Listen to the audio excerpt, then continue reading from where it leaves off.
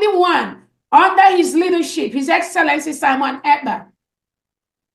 Anybody that is confusing anyone or telling you there is another, no, there is nothing. There's just one, recognized by His Excellency Simon Ekpa.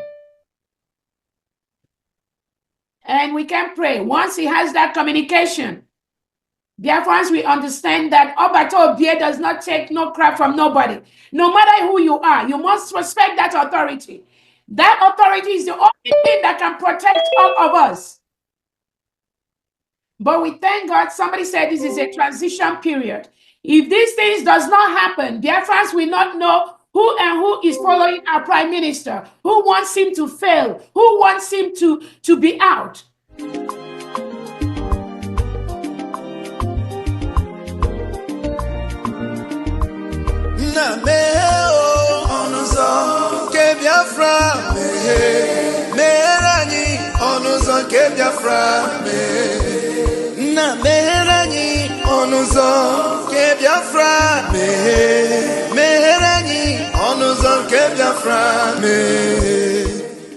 Welcome, fellow Biafrans, lovers of freedom across the world. I welcome you once again to this amazing platform where we disseminate information that has to do with the restoration of independent state of Biafra.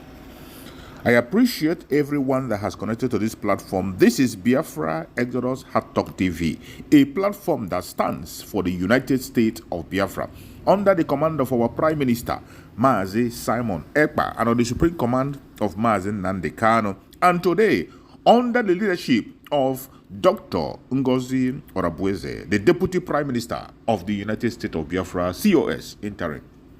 I welcome all of you to this very platform. Happy New Year to everyone that is watching, wherever you are watching from. We are in a new year. And as we enter the new year, many people are asking questions and they say, what next? Where is the way to go? The way to go is simple. We are pursuing the recognition of the United States of Biafra and the restoration of Biafra fully on the ground. That is the phase where we are today. Every one of us must continue to give our contribution the best way we can. And remember, I urge you to like and share. Share to your neighbors, share to your family, share to everyone to key in and join us on this gospel. Do not be distracted. Regardless what you hear, regardless what you see, regardless the propaganda and blackmail that is flying from right, left, and center, do not get distracted. Be focused, because Biafra have been declared on the 29th of November 2024, and there is no going back. We are pursuing the recognition of Biafra. Make that infrastructure available before you begin to talk of increase. No, you will not. And that was why Mr. President told you on the 29th of May 2023, subsidy is gone without any blueprint. Without nothing to be able to alleviate the suffering Nigerians are going through. Nigerians are going through hell. Schools have resumed since Monday. Go to most of the schools, you see a lot of children haven't come back to school because their parents don't have money to pay. And rather than the government to find a way to alleviate all these pains, the government is still going ahead. After the telecoms have finished their own, we'll look for another industry that will come up. Maybe those doing pure water. Maybe after the people doing pure water. Bread is out of the reach of the ordinary Nigerian. You know that. Chilaka, do you blame the telecom operators, understanding that this is a private business and any business owner is in to make profit? Recall when the MTN CEO is saying that, he said that, they've been struggling to run business all along because, they've been understanding. It's been very hard. You know that within this same period, cost of electricity has tripled in the country. In fact, 30%. And they use electricity for their services. They have not increased their services within that period. They have not. Precious. They have not increased the rate of their services, but have they increased in the quality of the service they render to Nigerians? Don't you think they go hand in gloves? You want Nigerians to pay more, meanwhile the service is zero. It's poor right now. Every Nigerian is on social media to burn away, to ease the pressure and the stress caused by the inhuman policies of this government. Inhuman. Inhuman. So why is it that government cannot think out of the box to say, okay, companies like this, let us give them some, benchmark. Let us give them some, let us create a situation where if they're supposed to pay 300 naira per kilowatt or whatever it is, let them pay 200 naira. Why is government not doing that? Since your Minister for Power created all this band A, band B, bandwagon and all of that, what has happened in this country? What has improved? Why must the Nigerian people always be the ones to pay for the affluent lifestyle of the political leaders and the bourgeois? It's a private business when you make responsibility for such call drops. When do you think a government will begin to hold service providers accountable for such lapses in their services? How would they hold them accountable when it is still those in government that are behind this increase? Because at the end of the day, somebody's going to benefit from this increase. That is the truth. And that is why when he talked about infrastructure, and I said, why not build the infrastructure? And then you begin to talk of increase. Why don't you build the infrastructure? Yeah, but it is money that we use and build it now. So they must tax the people to build it. All right, so moving on to another conversation. Yeah. So the federal government has described the criticisms of its continued relationship with France as insulting, short-sighted, myopic, and against Nigerians' national interest. How dare you people insult the relationship Nigeria is trying to develop with France? That is insulting to the country. And in fact, it's myopic. So the Minister of Foreign Affairs, Yusuf Tuga, disclosed during an interview on Arise Television today, Wednesday, amid breakage of relationships with France by Niger Republic, Burkina Faso, and Mali over rising insecurity in the countries despite their security presence. Now, however, Mr. Tuga played down the criticisms against the Nigerian government, insisting that its relationship with world superpowers, including France, was imperative. That is very important. It's important to address the insecurity in Nigeria, especially from Libya. Remember that they say Lakurawas came from Libya, Syria, all those areas. Okay, so Mr. Tuga said, to solve Libya, we need a relationship with France, USA, Russia. France, US, and Russia in one table. Okay, all of these major powers, say all of them join together. You need them. That's how we can solve it. You can't say Niger, Burkina Faso, and Mali. I say after all these years, they no longer want to have anything to do with France. Therefore, Nigeria must also be compelled not to have anything to do with France. No, it's not good. Meanwhile, Nigeria is a senior partner in the relationship with, to begin with. We can't tackle insecurity in our region simply by a partnership or by being friends with the Sahel countries. Even if you do that, you still have Libya to contend with. The weaponry that's been churned out of Libya, training fighters, the terrorists, the criminal gangs, and so on, because they have decided they don't want to have a relationship with France. Therefore, they must dictate to us, and we must comply. Or they must dictate to us, and we must comply. He asked.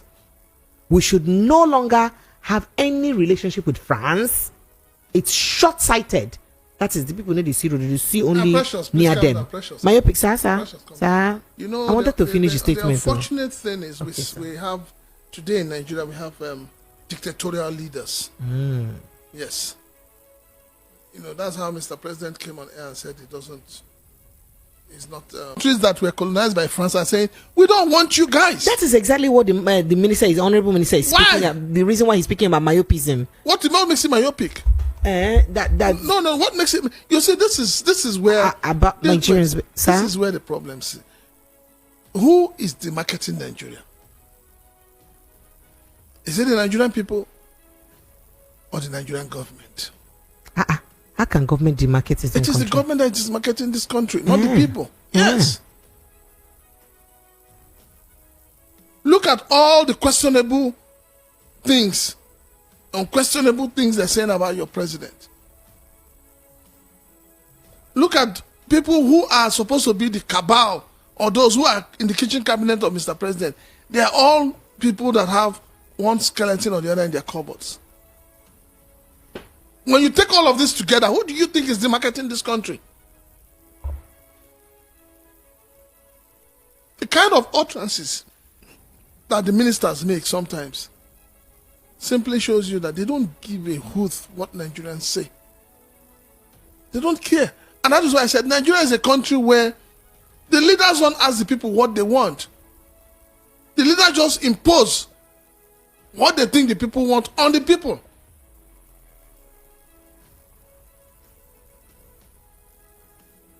So anybody talking about, yes, Nigerians can talk about France from now till tomorrow, thy kingdom come.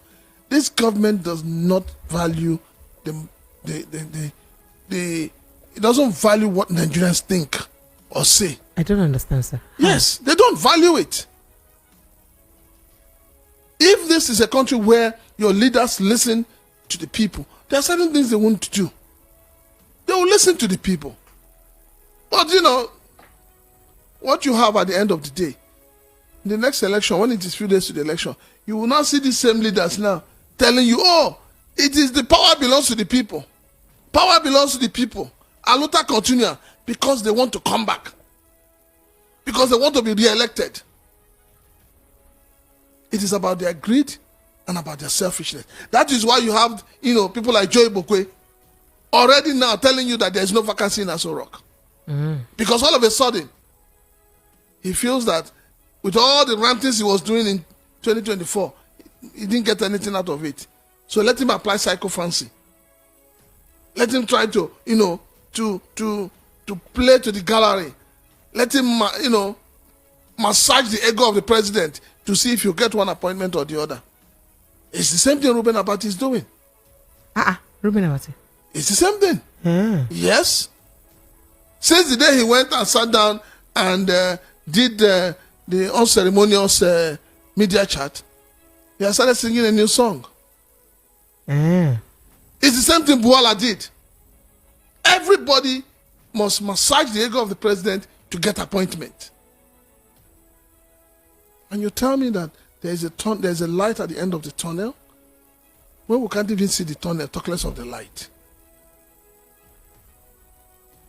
So your minister for foreign affairs, you should go and do better things than, trying to lecture Nigerians. You should go and do better things than try to tell Nigerians what they should say and what they shouldn't say. We're not in a dictatorship where there's freedom of speech. All right, so moving on to security matters now. Just days after we heard about bandits imposing a levy of 172.7 million naira on 25 villages in Zamfara state, we heard now from Reuters, a foreign media platform, that unidentified gunmen have kidnapped at least 46 people, including women and children, during a raid on Ghana town in Zamfara state. According to Reuters, residents said the attack occurred around 10 p.m. on Sunday. Now, it was gathered that scores of women, on motorbikes, reportedly attacked the town while shooting sporadically, burning several homes and houses. The incident comes about a month after gunmen reportedly kidnapped 46 persons in Kakidawa, Gidon, Guga district, Maradun local government area of Zamfara state. Now, according to eyewitnesses, the gunmen shot sporadically, causing residents to scamper into nearby bushes. They said the assailants then conducted a house-to-house search, abducting, that is kidnapping, women and children who were unable to escape to the bush. Precious. Sir? Don't you think or don't you believe now that Nigeria is sitting on a keg of gunpowder waiting to explode?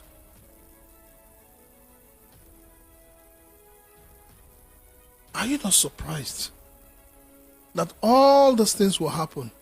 You will not see the security personnel? Or don't you think right now that these bandits have more intel than the Nigerian security architecture?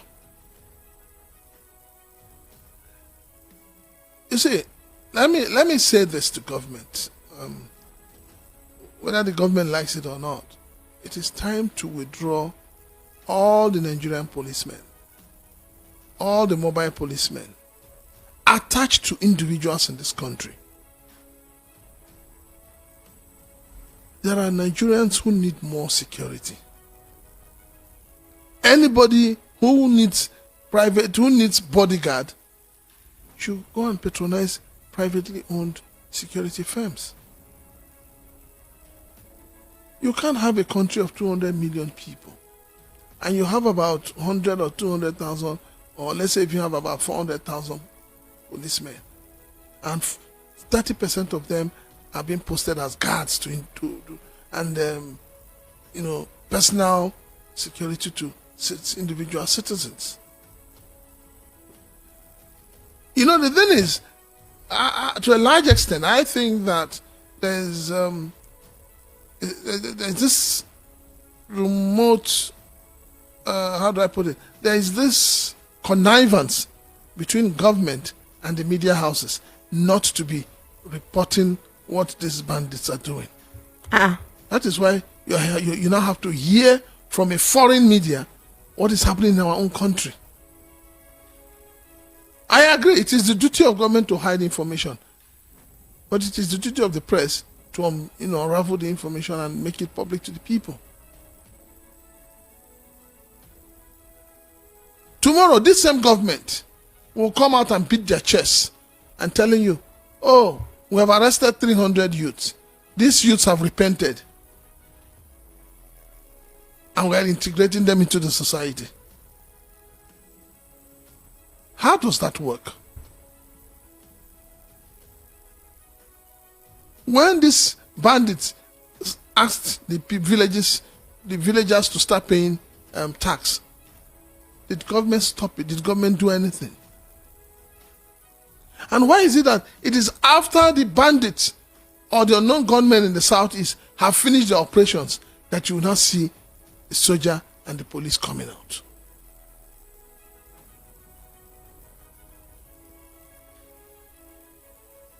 Is it not time your Minister for Defense, both state and the core minister and the service chiefs, is it not time for them to resign?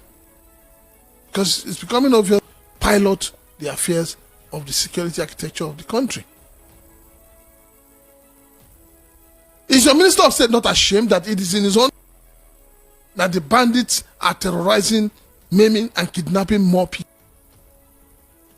And what has he done? And where is your vice president to start with?